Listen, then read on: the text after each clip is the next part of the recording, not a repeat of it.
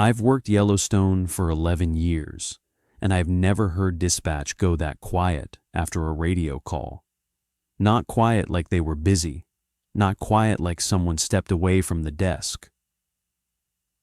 Quiet like the channel was still open, but nobody on the other end was willing to speak. You could hear the hiss. You could hear someone breathing. And then, about 40 seconds in, you could hear the click of the transmit button being pressed and released without a single word attached to it. That was October 14th, 2:13 in the morning. I need to say up front that I'm not the one who made the call. I wasn't the ranger on that road. I was 14 miles south, parked at a pullout near Shoshone Point, running plates on a vehicle that had been sitting in the same turnout for 3 days. My radio was on the shared channel tower frequency, the one that covers the northeast quadrant from Tower Junction up through Lamar Valley and over to the northeast entrance.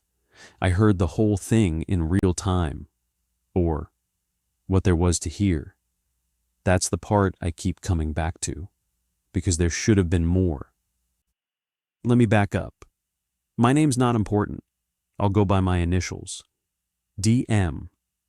I started with the National Park Service in 2014, seasonal first, then converted to a permanent law enforcement commission in 2017. I've been stationed at Yellowstone since then. Mostly Tower District, sometimes Lake, sometimes Canyon when they're short-staffed.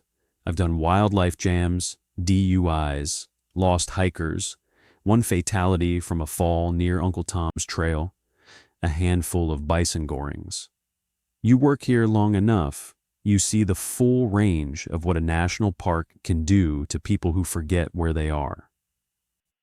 None of that is what this is about. This is about a road closure that appeared in the system at 2:13 a.m. on October 14th. A road closure that, according to every official channel, was issued for hazardous conditions on the northeast entrance road between Tower Junction and Baronet Peak. And it's about the ranger who radioed dispatch 30 seconds before that closure was entered. A ranger whose transmission I heard with my own ears, whose audio was never logged, never saved, never transcribed, and according to the dispatch supervisor I spoke to 4 days later, never occurred. I need to be careful about how I tell this, not because I think someone's going to come after me. I'm past that. I just want it to be accurate. I've replayed that night enough times in my head that I'm worried some of the details have shifted. So I'm going to stick to what I documented at the time, my own field notes, the photos I took, and one recording I made on my personal phone that I'll describe in detail when we get there. October in Yellowstone is a different park. Most people imagine the place in July. Bison traffic jams, geysers surrounded by tourists, RVs backed up for a mile at the west entrance.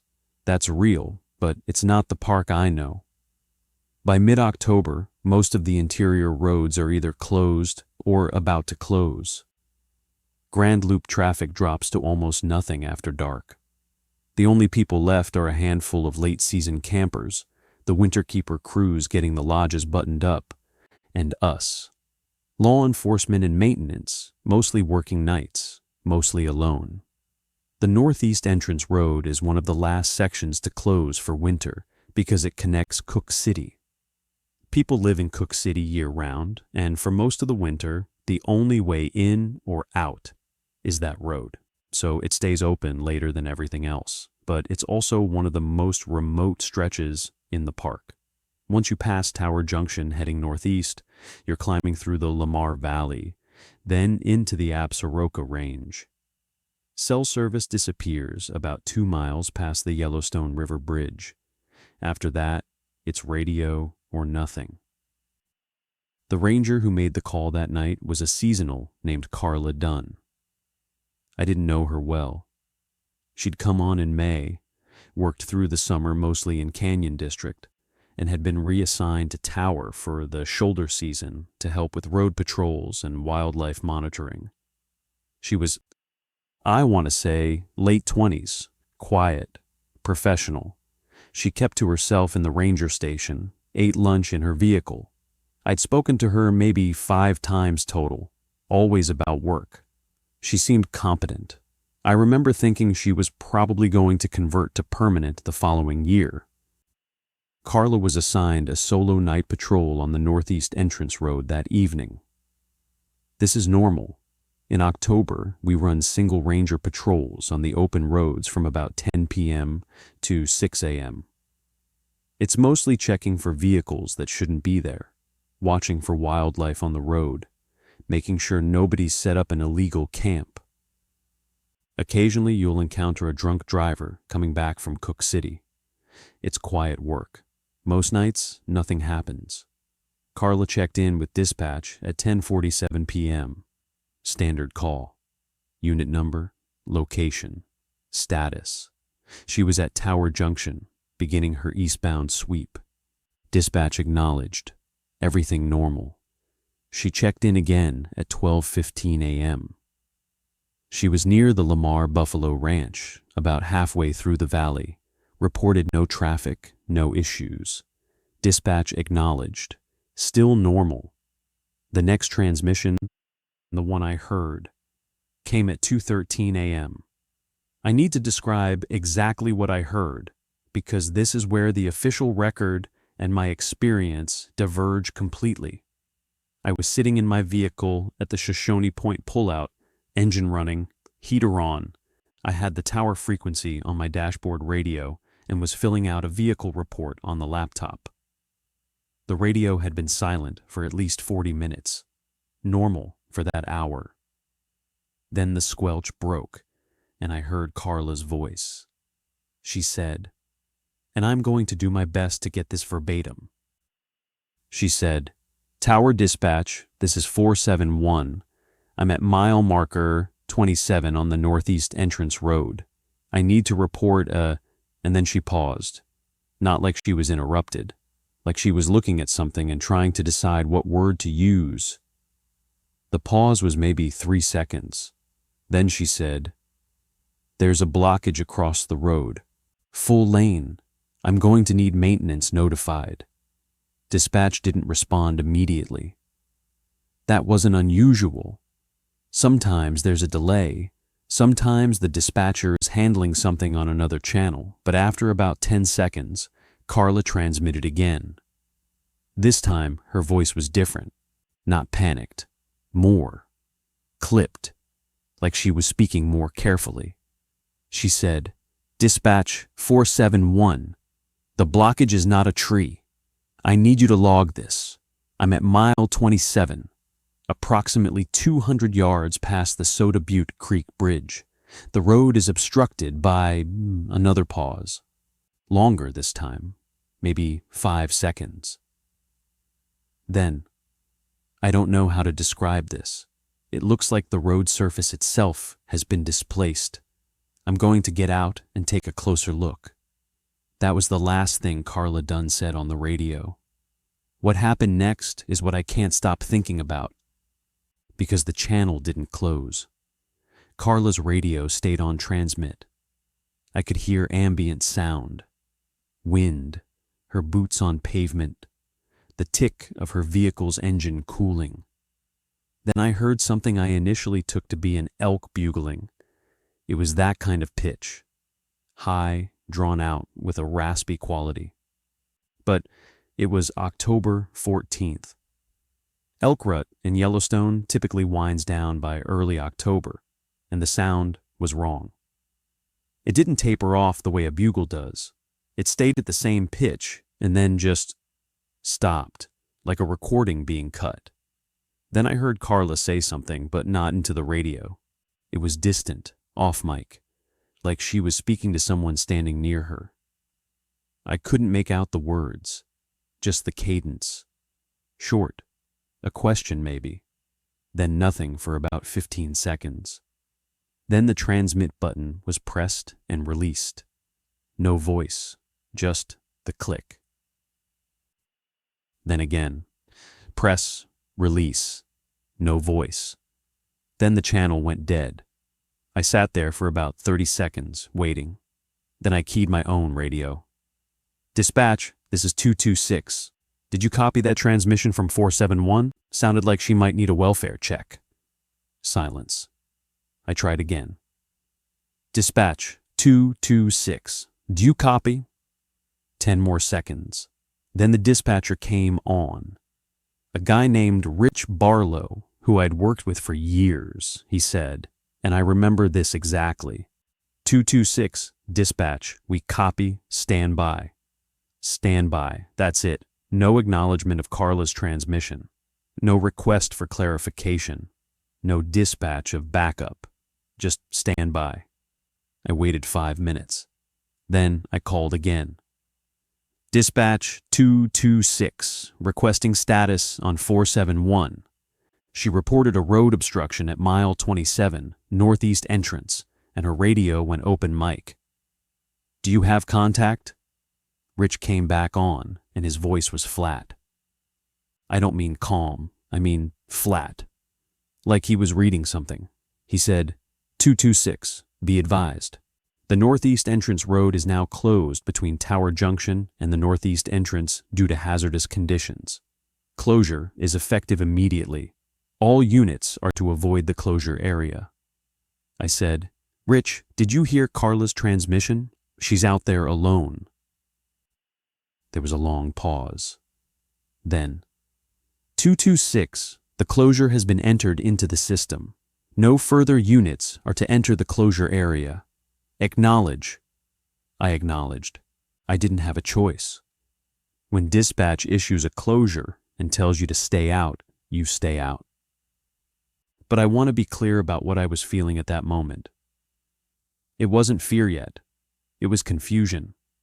Because I had just heard a ranger report something unusual on the road, heard her radio go silent, heard dispatch refuse to engage with it, and then watched a road closure appear in the system within 30 seconds of her last transmission. That's not how closures work. Hazardous condition closures in Yellowstone go through the road coordinator. They involve maintenance assessment. They take hours, sometimes a full day to process. They don't get entered into the system at 2:13 in the morning by a dispatcher with no supervisor on duty. I pulled up the road status page on my laptop. The internal NPS system we use, not the public one. The closure was there. Entered at 2:13 a.m. Reason? Hazardous conditions. Road surface instability, entered by R. Barlow. No supplementary notes, no maintenance request attached. No estimated reopening time. I stared at that entry for a long time. Road surface instability. That matched what Carla had described. She said it looked like the road surface had been displaced.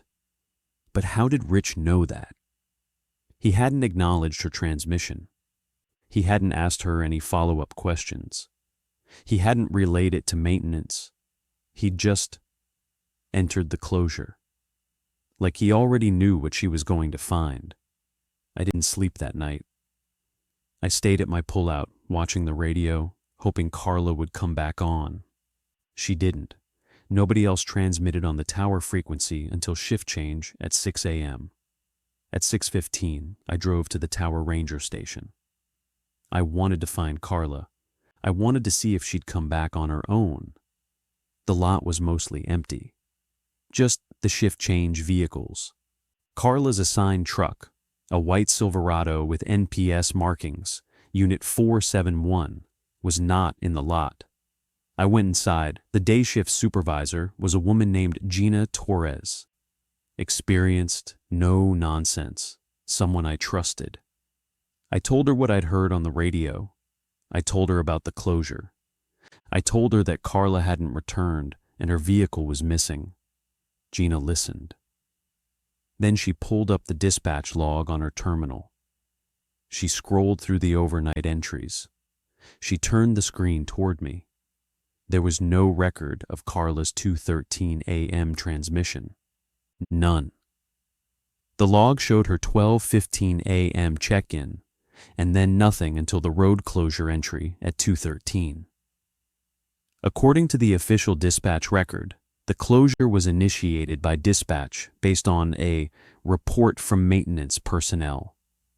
There was no mention of Carla, no mention of a road obstruction, no mention of any transmission from Unit 471 at all. I told Gina that was wrong. I told her I'd heard it. I gave her the approximate wording. She looked at me for a moment, then picked up the phone and called dispatch. Rich Barlow's shift was over, but she reached him at home. I could hear her side of the conversation. She asked about the closure. She asked about Carla. She asked about the 2:13 transmission. Then she hung up and looked at me. She said Rich told her the closure was entered at the request of a maintenance foreman who had called on the landline to report road damage near mile 27. He said he had no record of any radio transmission from Carla after 12:15 a.m. He said, and Gina's expression when she relayed this was something I won't forget. He said Carla had radioed at 12:15 to report she was cutting her patrol short due to fatigue and was returning to the station. That didn't happen. I was on the same channel. The 12:15 transmission was a routine check-in. Carla said she was at the Buffalo Ranch, no issues. She did not say she was turning around. And even if she had, where was she? Where was her truck? Gina didn't argue with me. She didn't tell me I was wrong. She just said she'd look into it and ask me to write up what I'd heard and submit it to her directly. Not through the normal reporting system. Directly. Printed, not digital. She was specific about that. I went home. I wrote it up, 4 pages, everything I could remember, including approximate timestamps. I printed 2 copies. I gave one to Gina that afternoon. I kept the other. That was October 14th. What I'm about to describe covers the next 11 days. On October 15th, the northeast entrance road remained closed. The public road status page listed hazardous conditions with no estimated reopening. This was unusual, but not unprecedented. Sometimes a rock slide or a sinkhole takes a few days to assess. What was unusual was that no maintenance crew was dispatched. I checked the maintenance log. No work orders for mile 27 or anywhere else on the northeast entrance road. No crew assignment, no equipment requests, nothing. I also checked on Carla. She wasn't at the tower station. She wasn't at the canyon station. I called the ranger admin office at Mammoth and asked if she'd reported in or requested leave. The admin assistant, a guy I'd dealt with before, told me Carla Dunn had completed her seasonal appointment on October 13th and departed the park. He read me the termination date from his screen, October 13th, 1 day before her patrol. 1 day before the transmission I heard with my own ears. I asked him to double-check.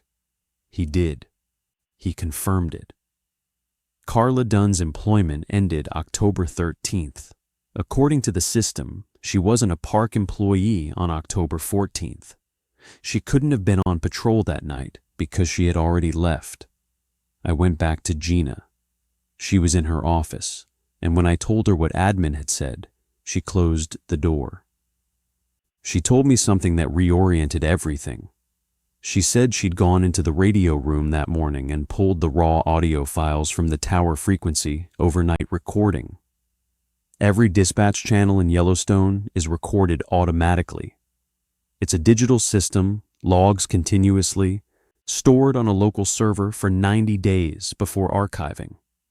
Gina had pulled the files for October 13th into October 14th. The file for the 2:13 a.m. window was missing. Not blank, not corrupted. Missing.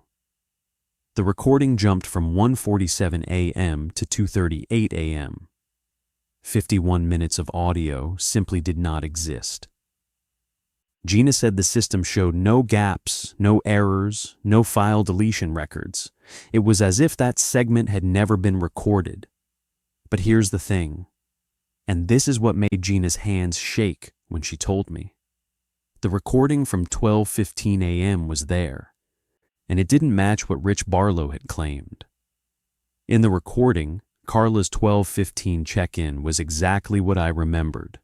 Routine location report, no mention of fatigue, no mention of returning to station.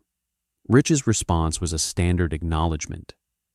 There was no version of that exchange in which Carla said she was turning around. So either Rich had lied to Gina on the phone, or something had altered his memory of that night.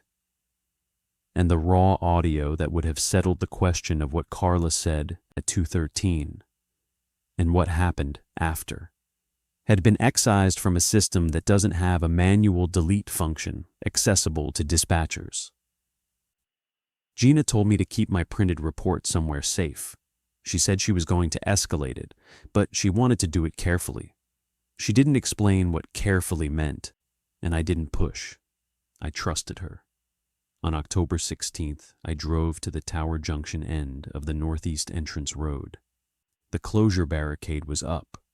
Standard orange signs, cones, a metal gate across the lane. Nothing unusual. But I parked and walked up to the gate, and I noticed something. The gate's padlock had a tag on it. Every closure gate in the park has a tag system.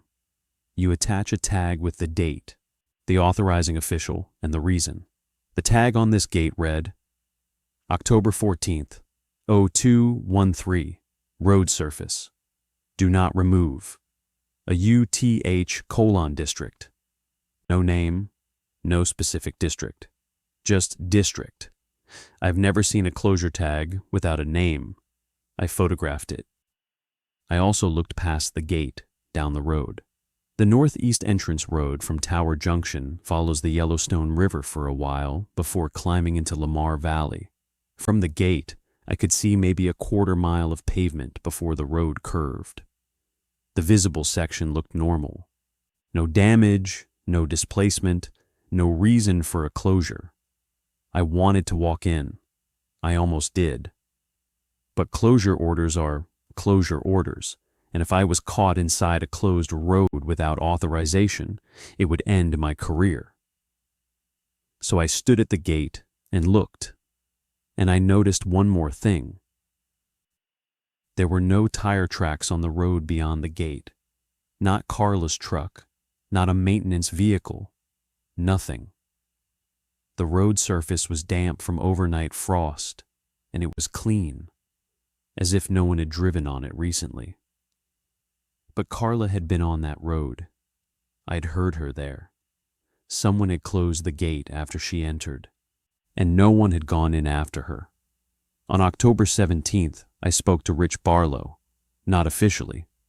I caught him at the gas pump behind the Mammoth Admin building. I kept it casual. I said I'd heard a weird transmission the other night and wondered if he remembered anything unusual. Rich is a solid guy, steady. He's been on dispatch for 8 years, not the type to get rattled. But when I brought up the night of the 14th, he gave me a look I wasn't prepared for. It wasn't defensive. It was confused, genuinely confused. He said he remembered the shift. He remembered entering the road closure. But when I asked him who had called it in, he said, and he frowned while saying it, like he was hearing his own answer for the first time. He said he couldn't remember. He said he thought it was a phone call for maintenance, but he couldn't remember the name, couldn't remember the voice, couldn't remember looking up the closure protocol or entering it into the system. He just remembered that at some point, the closure was entered, and it felt. He used this word, already done, like it had been decided before he processed it. I asked him about Carla's transmission. He said he didn't remember it. I described what I'd heard, the road obstruction, the open mic, the sound. He shook his head, not like he was denying it, like he genuinely had no memory of it. He said the channel was quiet that night. He said the only notable thing was the closure. I let it go. But I watched his face while we talked, and what I saw wasn't deception. It was something more unsettling. It was a man encountering a hole in his own experience and not knowing what to do with it. On October 18th, Gina called me into her office again. She had escalated, she said. She'd contacted the chief ranger's office in Mammoth and reported that a seasonal ranger's personnel record appeared to have been altered, that a dispatch audio file was missing, and that a road closure had been entered under irregular circumstances. She said she'd framed it as an administrative concern, not an emergency. She didn't want to sound alarmist. The response she'd gotten, within 6 hours, was a phone call from someone in the regional office in Denver. Not the chief ranger, not the superintendent. Someone from the regional administrative division whose name Gina said she'd been asked not to share.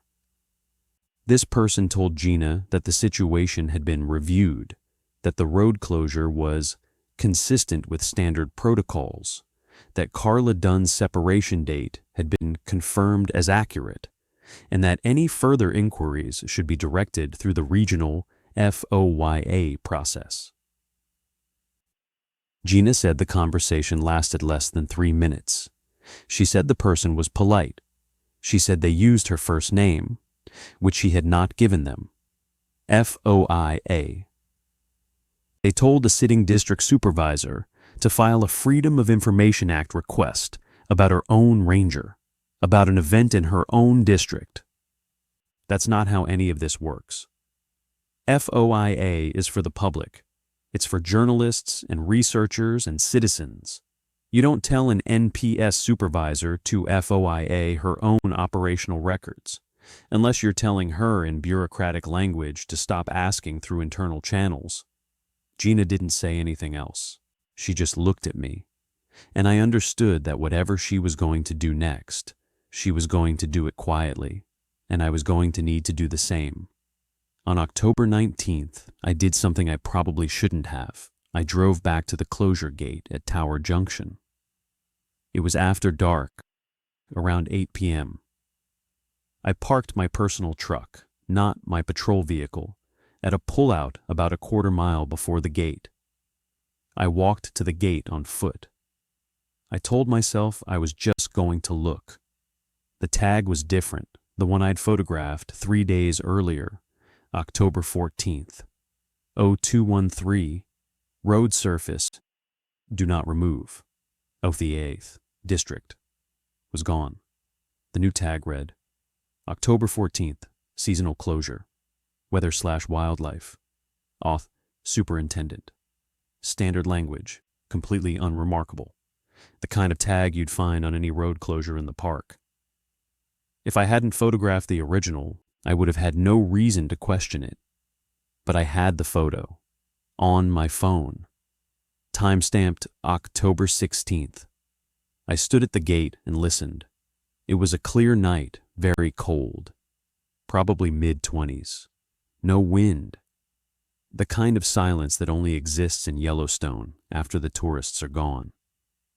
I could hear the river somewhere to the south, and I could hear the faint ticking of the metal gate contracting in the cold. That was it. Then I heard something else. It came from beyond the gate, down the road, maybe a quarter mile or more, around the curve I couldn't see past. It was a sound I need to describe carefully because I know how it's going to read, and I want to be precise. It was a tone, a single, sustained tone. Not mechanical. It didn't have the quality of an engine or a generator or a piece of equipment, not natural. It wasn't whine through a canyon or water over rocks or any animal I've heard in 11 years in this park. It was somewhere in between. A sound that had the steadiness of something manufactured, but the texture of something organic, like a note being held by a throat that wasn't built like any throat I know. It lasted about 12 seconds. Then it stopped. Then, after maybe a 5-second gap, it repeated. Same tone, same duration, same distance. Then again, same interval. I counted 7 repetitions, each one identical. Then it stopped and didn't come back. I stood at that gate for another 20 minutes. My hands were shaking, and I don't think it was entirely from the cold. I went home. I did not go past the gate, but I did something else. Before I left, I held up my phone and recorded the last 2 repetitions. I didn't catch the first 5. I was too focused on listening, but I got 2 of them. They're on my phone right now. 14 seconds of audio that I have played back more times than I can count. The recording is real. The sound is on it. But here's what I didn't expect. When you listen to it on the phone, it doesn't sound the way it sounded standing there. On the recording, it sounds like, I don't know how to put this. It sounds almost like a cello, a low, bowed note. If you played it for someone without context, they might say, someone's practicing cello in the distance. That's not what it sounded like in person. In person, it had a directionality to it, a dimensionality that the phone mic couldn't capture. It felt like it was coming from below the road, not from down the road. The recording flattened it into something almost musical. Standing there, it was not musical. It was structural. It felt like the ground was producing it. I told Gina about the sound the next day. She didn't dismiss it, but she didn't react the way I expected either. She reached into her desk drawer and pulled out a printed email, something she'd received overnight. It was from the Yellowstone Volcano Observatory. She'd contacted them the day before, asking whether any unusual seismic readings had been recorded in the Tower Lamar area on October 14th. The email was brief. The seismologist, I won't use their name, confirmed that the Lamar Valley Seismic Station had recorded an anomalous harmonic tremor event beginning at 2:11 a.m. on October 14th and lasting until approximately 3:45 a.m. The event, they wrote, was not consistent with known volcanic, tectonic, or hydrothermal signatures in the Yellowstone system. The frequency was unusually low, around 18 hertz, which is right at the threshold of human hearing. The amplitude was modest. It would not have been felt as a traditional earthquake, but it was real. It was recorded by instruments, and it was localized to a very specific area. The stretch of road between mile markers 25 and 29 on the northeast entrance road, exactly where Carla had been. The seismologist added a note at the bottom of the email. A single line.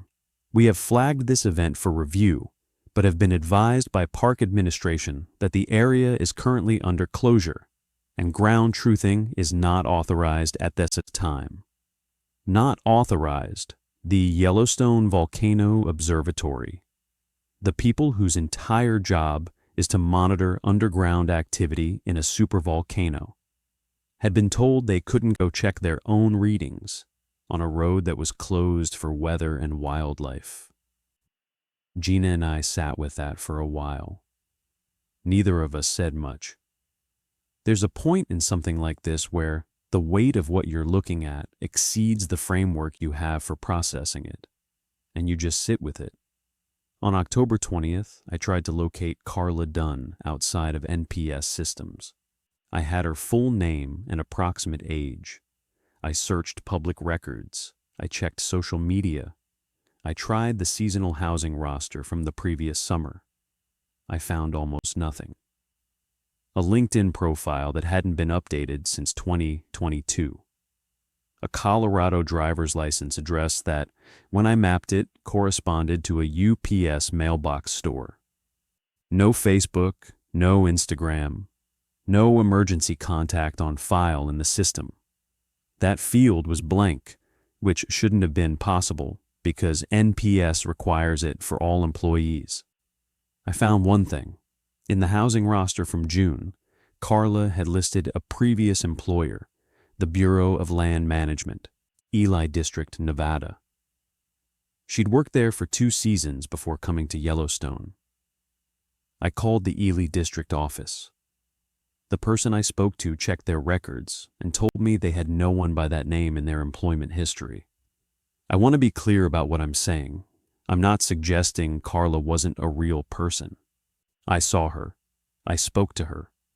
She was assigned a truck, a radio, a badge number, a patrol schedule. She was real.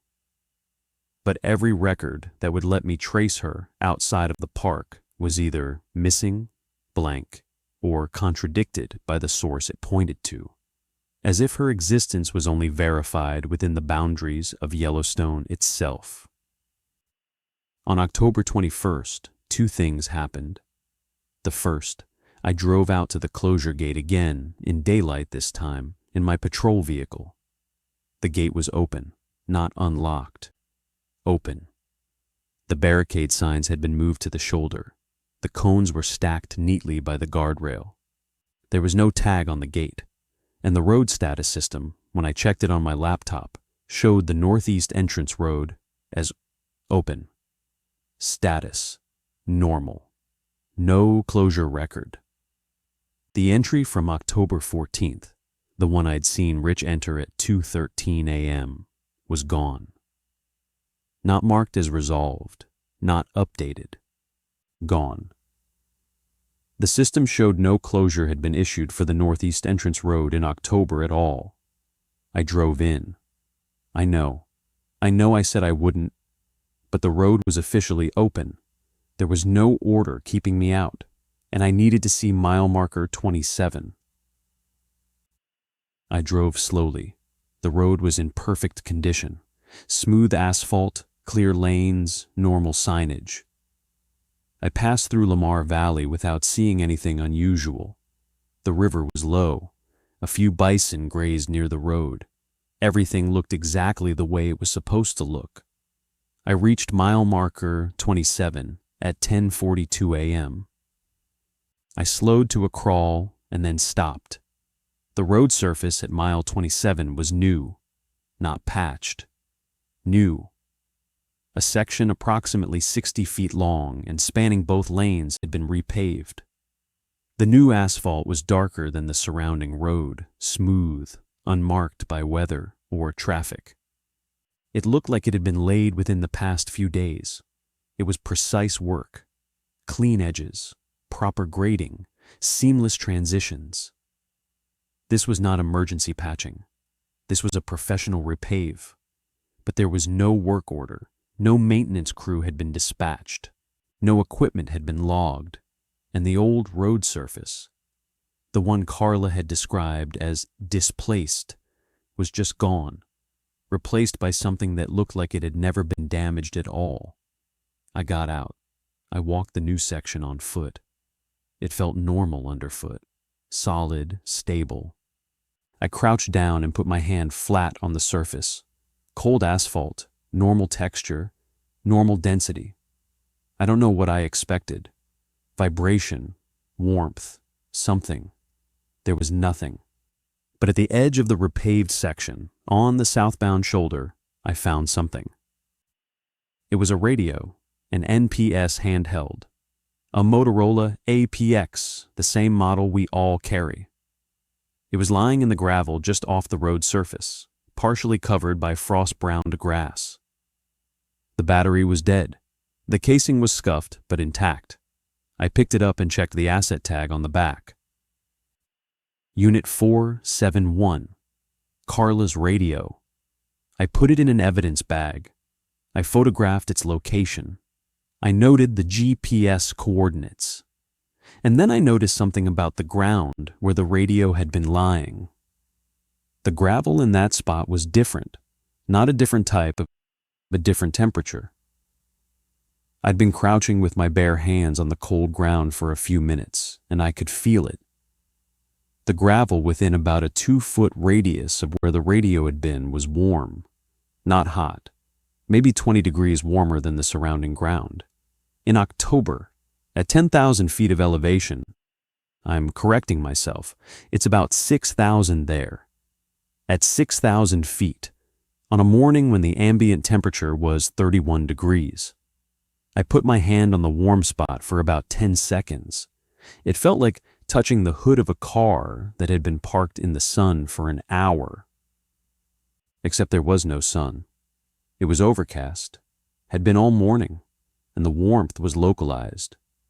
2 feet in any direction, the ground was cold again. I flagged the spot with a rock cairn and left. I didn't linger. Something about the warmth, but about the perfect circularity of it, about the way it existed in a space that had no reason to be warm, made me not want to stay. The second thing that happened on October 21st, when I got back to the tower station that afternoon, Gina's office was empty. Not empty as in she'd gone home. Empty as in cleared out. Her nameplate was gone from the door. Her personal items, the photos on her desk, the mug from Glacier, the stack of field guides she kept on the shelf, all gone. The desk was clean. The computer was on, logged into a generic account.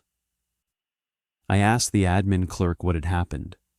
He said Gina had been reassigned to the regional office in Denver, effective immediately. Temporary duty assignment. He said it had come through that morning. He said she'd left around noon. I tried calling her.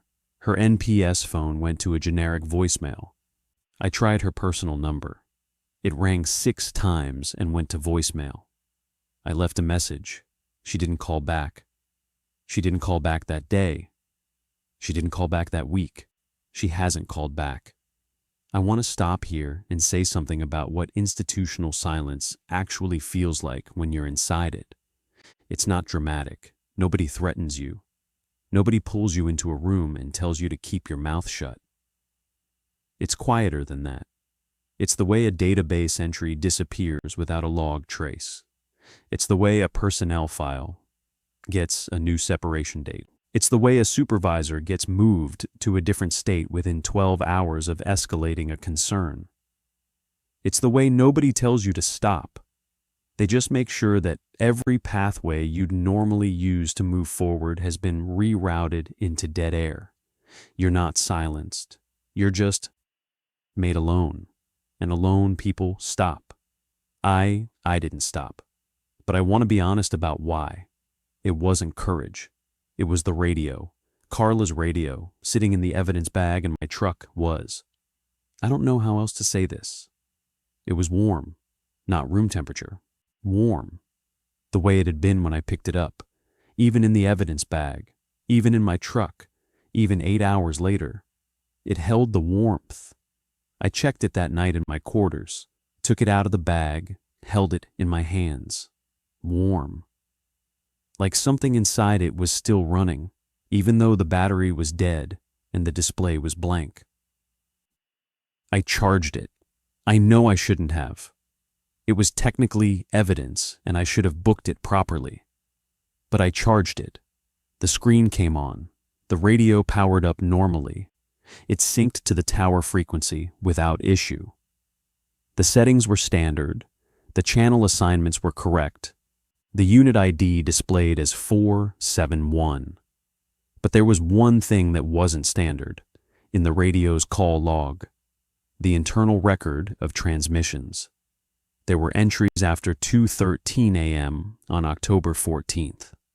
Carla's last log transmission on the dispatch system was 2:13, the one I'd heard.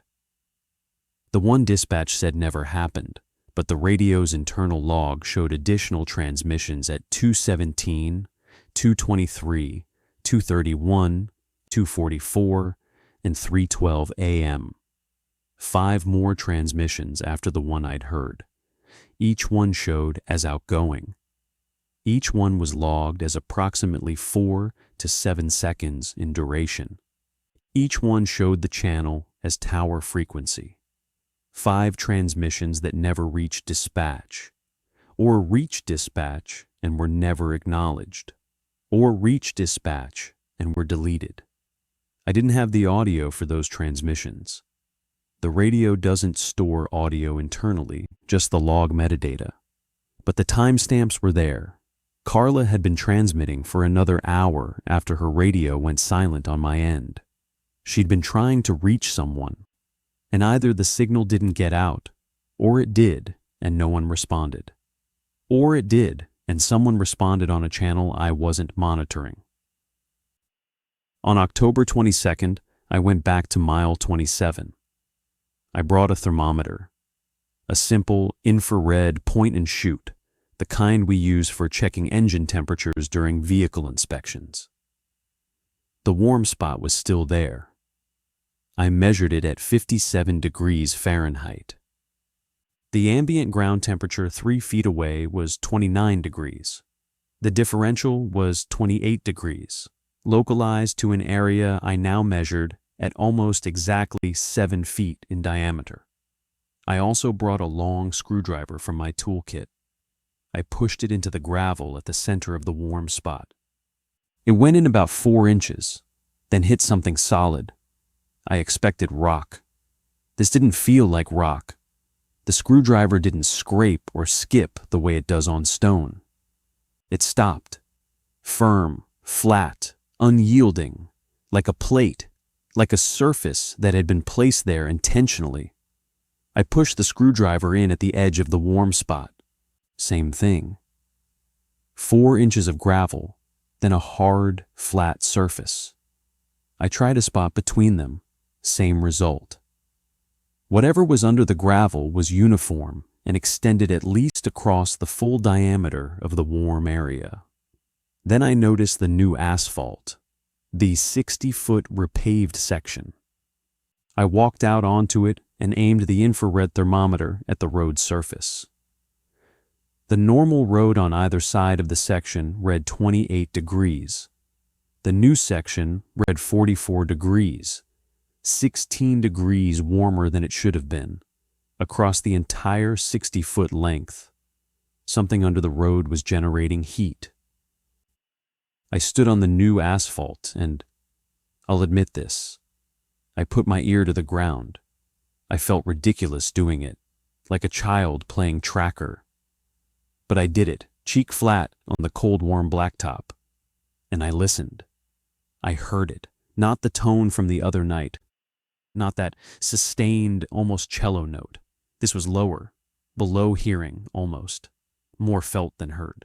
A vibration, rhythmic, not like a machine, not a motor or a pump or a fan. The rhythm was irregular, syncopated, organic. It reminded me, and I hesitate to say this because I know how it sounds.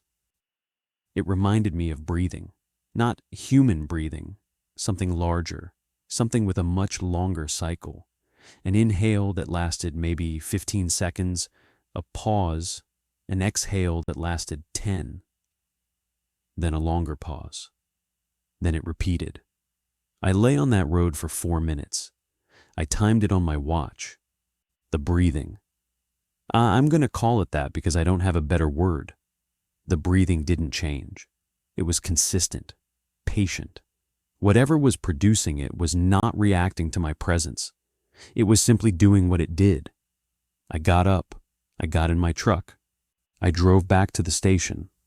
I didn't file a report. I didn't call anyone. There was no one to call.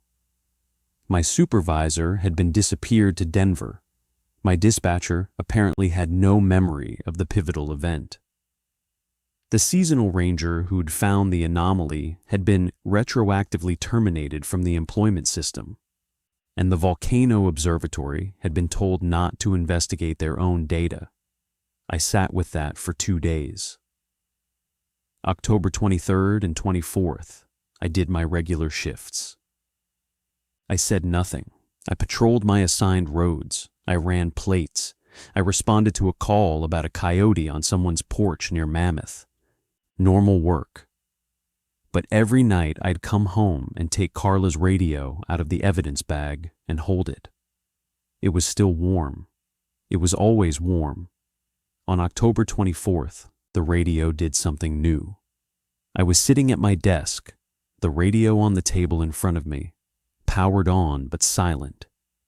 At 2:13 a.m., and yes, I noticed the time, the radio's transmit indicator lit up. Green light, the one that shows when the unit is broadcasting. But I hadn't pressed the button. The radio transmitted on its own for approximately 6 seconds, then stopped. I checked the call log. It showed an outgoing transmission at 2:13 a.m., tower frequency, 6 seconds. I picked up the radio and held it to my ear. Static. Then the transmit light came on again, 6 seconds, then off. Then again at 2:17, 4 seconds. Then 2:23, 7 seconds. The timestamps match the post 2:13 entries from October 14th. The radio was replaying Carla's transmission pattern, not the audio. There was no audio, just the carrier signal, just the open channel. But the timing, the duration, the sequence, it was repeating what she had done that night, like a recording, like an echo, or like something using the radio to say, she was here, she did this happened. You need to know it happened. At 3:12, the final transmission. 5 seconds of open carrier, then the radio went dark. Display off, power off, dead. I pressed the power button. Nothing. I checked the battery. Full charge. The radio would not turn on again. I held it, still warm. On October 25th, I drove to Cook City. This is the small town just outside the northeast entrance, the one that depends on that road for access. I went to the only bar that stays open in October, a place called the Miners Saloon. I wasn't looking for anything specific. I was looking for anyone who'd noticed anything unusual on the night of the 14th. The bartender was a woman in her 50s who'd lived in Cook City for 20 years. I ordered a beer and after some small talk, asked casually if the road closure had caused any problems. She looked at me like I'd said something confusing. What road closure? I told her the northeast entrance road had been closed for about a week. She shook her head. She said she'd driven to Gardner and back on the 16th, no issues. Open the whole way. I said that was impossible. I'd been at the gate on the 16th, and it was barricaded. She said she didn't know what to tell me. The road was open. I asked a couple of other regulars. Same response. No one in Cook City had experienced a road closure. One guy, a retired miner, said he'd driven through at night on the 14th, late, maybe 1 in the morning, and the road was fine, clear, empty, normal. 1 in the morning. An hour before Carla found the obstruction. I asked if he'd noticed anything at mile 27. He thought about it. He said no. Then he said, actually, yeah.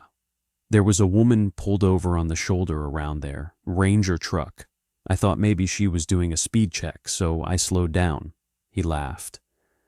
But she wasn't looking at the road. She was looking at the hillside, just standing there, staring up the slope. I figured she was watching an animal. I asked if he remembered what time that was. He said maybe 12:30, 12:45. He wasn't sure. That would have been after Carla's routine check-in at the Buffalo Ranch at 12:15. She'd driven another 12 miles and stopped at mile 27, an hour and a half before her 2:13 transmission. She'd already been there. She'd already been looking at something on the hillside above the road. Whatever she found at 2:13 wasn't new. She'd been watching it develop for at least an hour and a half. I thanked the miner and left. On the drive back, I passed mile 27. It was full daylight, early afternoon. I slowed down. The repaved section gleamed in the flat light, darker and smoother than the old road around it. I looked at the hillside, the upslope on the north side of the road, the one the miner said Carla had been watching. It was a normal hillside, lodgepole pine, some deadfall, a small drainage gully. Nothing unusual. Except, and I almost didn't notice this, the trees immediately above the repaved section were different. Not a different species. They were lodgepole, same as everything else. But they were arranged differently. The trees on either side of this section grew the way lodgepole normally grows in that area, close together, relatively straight, mixed ages. The trees directly above the 60-foot repaved stretch were evenly spaced, almost geometrically even, and they were all the same height, and they were all dead. Not recently dead, not beetle kill, not fire scarred. They were gray, bare, dry.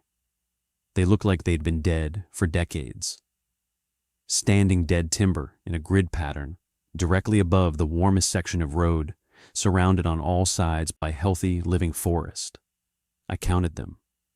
31 trees, arranged in what I could now see from the road, were roughly 3 rows of 10 or 11, running parallel to the road, spaced about 6 feet apart. I got out of my truck. I stood on the shoulder and looked up at them. In the thin October light, they looked like posts, like something had been built there. A structure, a framework, and the trees had grown through it, or been planted to conceal it, and then died. Or like the trees had once been alive, and something underneath them had killed them from the roots up, leaving them standing but drained. I took photos, 31 dead trees in a grid, surrounded by healthy forest, directly above an anomalous heat signature, on a road where a ranger disappeared. I did not go up the hillside. I drove home. I sat in my truck in the driveway for a long time.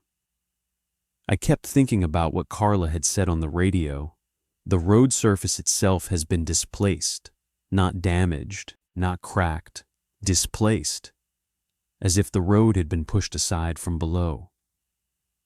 And then I thought about the new asphalt. Smooth, perfect, professional. Someone had not just repaired the road, they'd sealed it, they put a lid on it.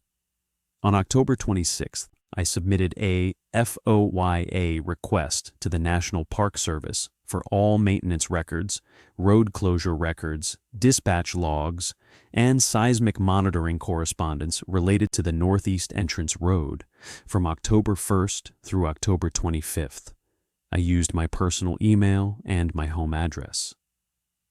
I did not identify myself as an NPS employee.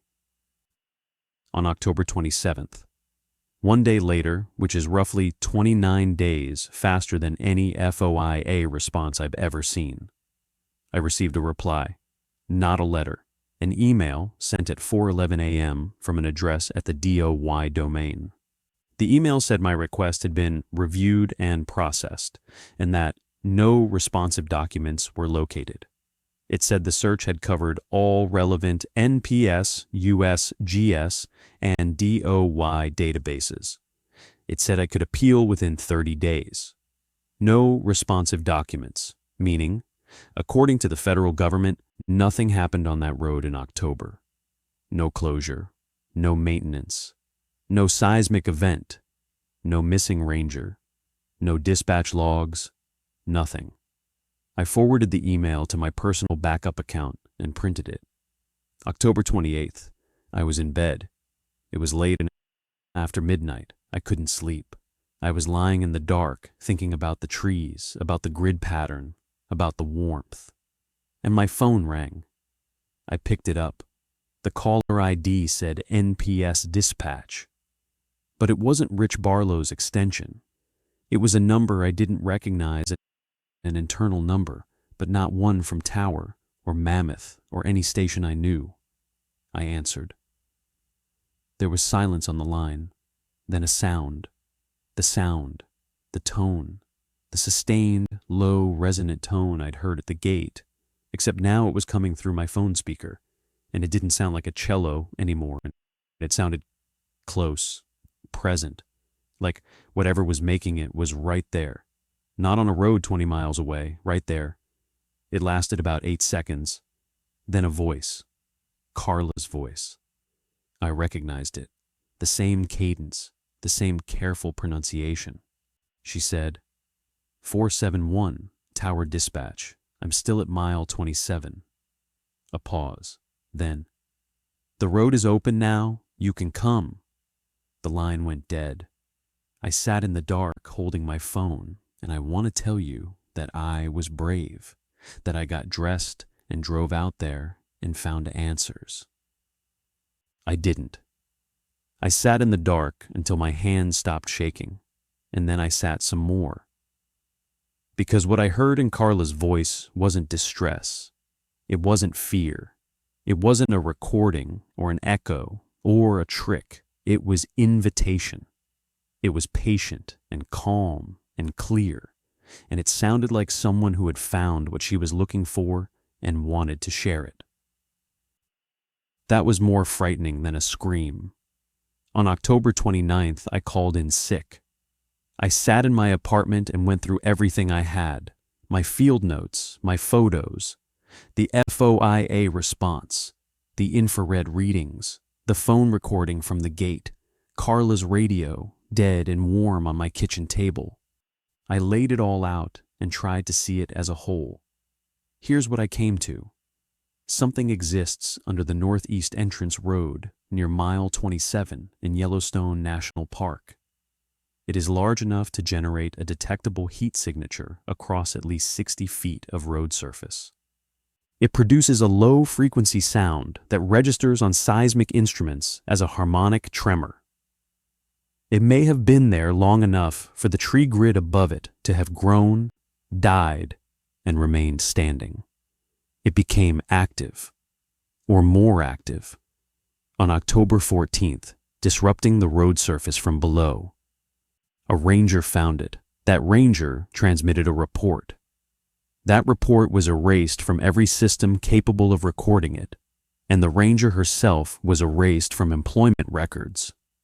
The road was repaired, not by any maintenance crew in the official record. The seismologists were told not to investigate. The supervisor who escalated was removed. The closure itself was entered and then deleted as if it never happened.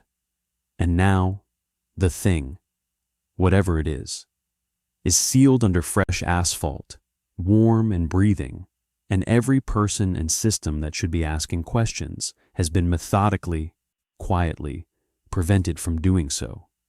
I don't think Carla is dead. I want to be clear about that. I don't think whatever happened at mile 27 killed her.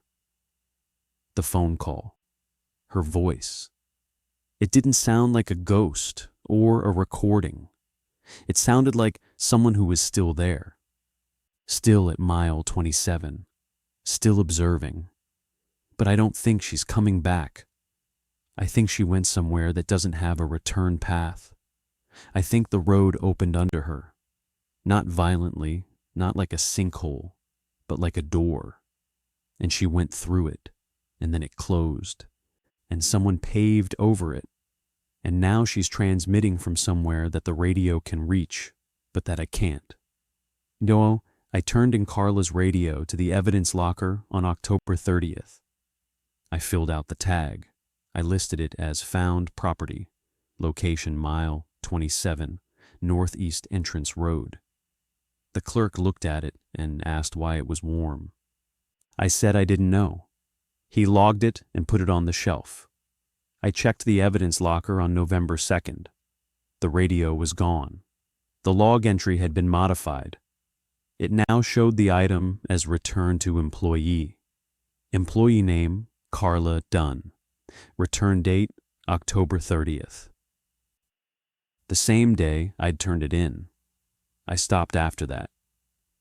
Not because I wanted to, because there was nowhere left to go. Every piece of evidence I found was absorbed before I could act on it. Every record I accessed was altered after I looked at it. Every person I involved was removed.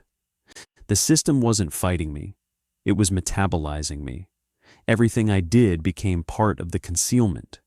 My FOIA request probably just showed them what external records still existed that needed to be cleaned up. My evidence tag gave them the radio's location. My questions to Rich probably triggered his memory review. I was doing the investigation that the cover-up needed done, identifying loose ends so they could be tied. I have copies of everything, physical copies, stored outside the park, outside NPS systems, in a location I won't describe. The photos of the gate tag, the infrared readings, the phone recording, my field notes, the FOIA response. They exist. They're real. The northeast entrance road is open now. It's been open since late October. Thousands of people will drive over mile 27 next summer and feel nothing. The asphalt will weather and darken and eventually match the rest of the road. The warm spot will be under their tires, and they won't know. But I need to tell you one more thing. On November 4th, my last night before I made the decision to stop, I was lying in bed at 2:13 a.m., not by choice. I just woke up, the way you do sometimes, suddenly and completely, as if something in the room changed. I lay there in the dark, and I felt it, the breathing, not through a road surface, not through a phone, through the floor of my apartment, 14 miles from mile 27. The same rhythm. Long inhale, pause, shorter exhale, longer pause. Faint, almost imperceptible. But there, I put my hand flat on the floor, warm, not hot, just warmer than it should have been, for about 10 seconds. Then it stopped. The floor went cold, the breathing faded, and I understood. It wasn't contained at mile 27. It was never contained at mile 27. The road, the repaving, the closure, none of that was containment. It was concealment. You don't seal something underground because it's too dangerous to let people see. You seal it because you want people to keep driving over it, because the road is the point. The traffic is the point. Thousands of vehicles a day rolling over that 60-foot stretch, pressing down, vibrating the surface at frequencies a human body can't distinguish from the normal rumble of driving. You don't close a road permanently when something is underneath it. You close it just long enough to seal the lid, and then you open it back up, and you let the weight of the world drive over it, again and again, and you let whatever is underneath feel the rhythm of that weight. And you hope. You assume you have been assuming for however long those dead trees have been standing, that the pressure from above is enough to keep it from breathing any deeper. But on October 14th, it breathed deeper, and a ranger found the exhale. And now the road is smooth again, and the system that watches has made sure that no record connects the road to the ranger or the ranger to the sound, or the sound to the heat, or the heat to whatever is growing. Slowly, patiently, at a frequency just below what we can hear, underneath a stretch of highway in the oldest national park in the world. I'm still employed. I still work in Yellowstone. I drive the northeast entrance road on rotation. When I pass mile 27, I don't slow down. I don't stop. I don't look at the hillside. But I feel it. Every time. A warmth that comes up through the tires, through the frame of the truck, through the seat, into the base of my spine. 2 seconds, maybe 3. Then it's gone. And every time, for just that moment, I hear something in my chest that isn't my heartbeat. A low, held note, patient, waiting. I don't know what's under that road. I don't know how long it's been there. I don't know what it wants, if wanting is even something it does. But I know this. They know about it. They've known. They've been maintaining the seal for long enough that whatever protocol keeps it hidden is older than digital records. And the reason no one talks about it isn't fear or conspiracy or government secrecy. It's because the alternative, the thing you'd have to admit if you acknowledged it publicly, is that Yellowstone isn't sitting on a supervolcano. It's sitting on something that breathes,